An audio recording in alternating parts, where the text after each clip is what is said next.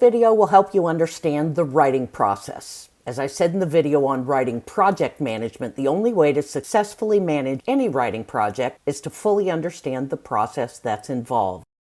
Most people have little knowledge about how the process actually works. I'm going to highlight the way in which plain language consultants implement a process that results in high-quality written messages. I hope to expand your thinking if you typically consider drafting as the same activity as writing. I'll add 3 additional phases to capture the nature of the entire writing process. There's planning the draft, evaluating what's been drafted, and revising the draft based on evaluation feedback. While this process appears to be linear, research shows that it's less simplistic. In the interest of accuracy, I want to show you this model, which represents the work of a writing specialist and a psychologist at Carnegie Mellon University in the 1980s. It's called the cognitive process theory of writing. The model was built off of extensive observation of actual writers' writing. The details are not that important to us, but it does demonstrate what a complex cognitive process writing actually is. The central premise of the theory is that writers don't pass through stages or phases, but are constantly, instant by instant, orchestrating a battery of processes as they integrate planning, remembering, writing, rereading. What all this means is that if you feel like your own process is messy rather than organized, you're likely correct. Nevertheless, we can refer to the 4 phases of the writing process as a way to highlight how more and less successful writers behave. To help you grasp all the activities that can be involved in the process of writing a message, I'm going to tell the story of a loan disclosure document created by the Kleinman Communication Group, who was working for the U.S. Consumer Finance Protection Bureau. This was all after the Dodd-Frank Act became law in the U.S.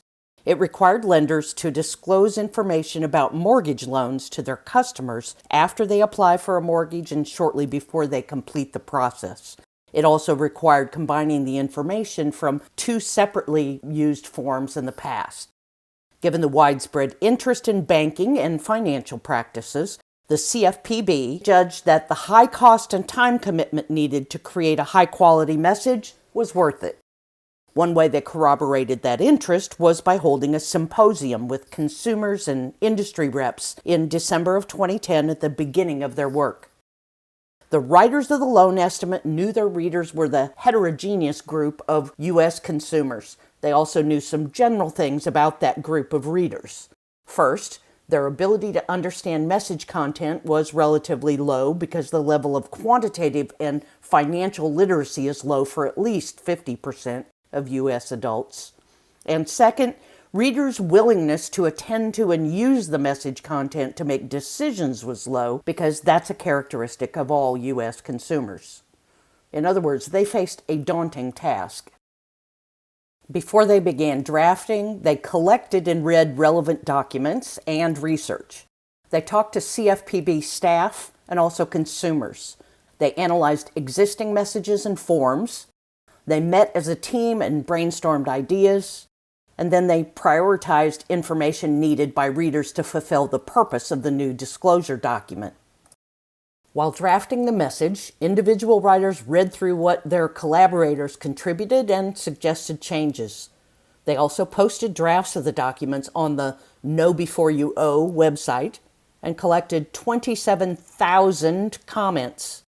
Managers reviewed drafts and comments too, eventually approving the message for testing. Testing a message is the phase of the workplace writing process that most distinguishes you as a savvy writer. Of course, it requires both money and time to evaluate a message in this way. The CFPB used parallel design tests by creating 2 significantly different designs for the loan estimate. They implemented those 2 designs in 8 message versions based on 4 different loan details in an expanded type of A/B test. In round 1 of testing, they presented these document versions to 7 English-speaking consumer participants, 2 Spanish-speaking consumer participants, and 2 mortgage lender participants in Baltimore. Using one-on-one interviews, they ask participants to read and think aloud and to answer comprehension questions. They also ask lenders to answer implementation questions. Testing suggested numerous revisions to the textual elements in both designs. Among the most serious issues identified for round 1 testing, the writers learned consumer participants needed more clarity around the monthly loan payment and the total monthly payment, and they also needed to address how the design could encourage consumers to read the cautions at the same time they read the loan terms. So the writers revised a number of elements. These would all count really as substantive editing.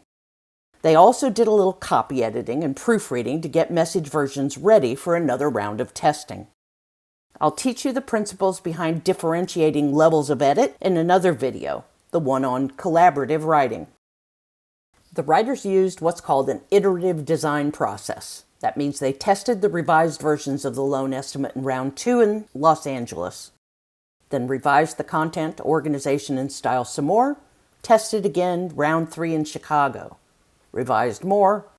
In all, there were 10 rounds of testing in cities across the U.S., followed by revisions.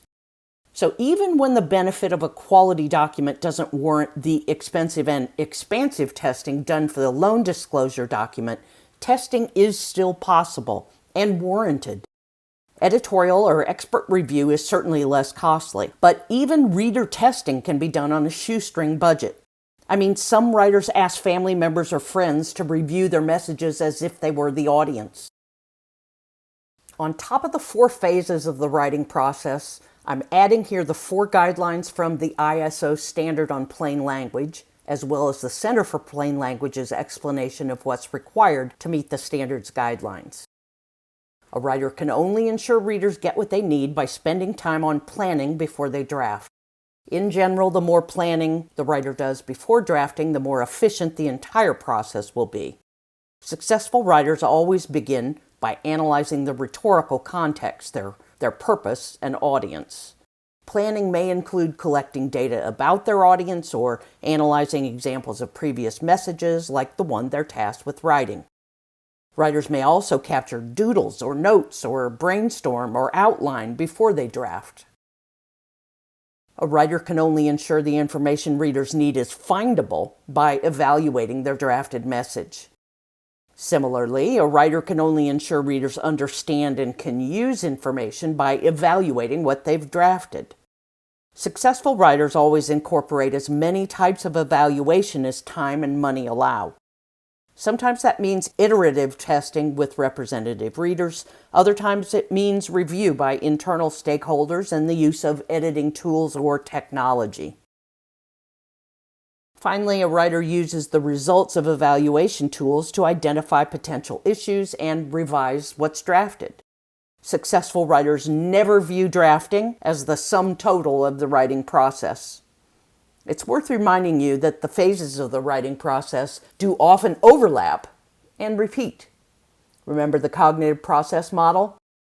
For instance, if during testing a writer learns that readers need some information that wasn't included in the draft, then collecting that information and adding it, that's needed even after the draft has been created. The reality of creating a high-quality written message is often different than the ideal process. The ultimate focus on readers is why the process for writing high-quality messages requires so many activities before and after drafting. It's also why high-quality messages require more than a single writer. I'll talk about tools for managing writing collaboration in another video.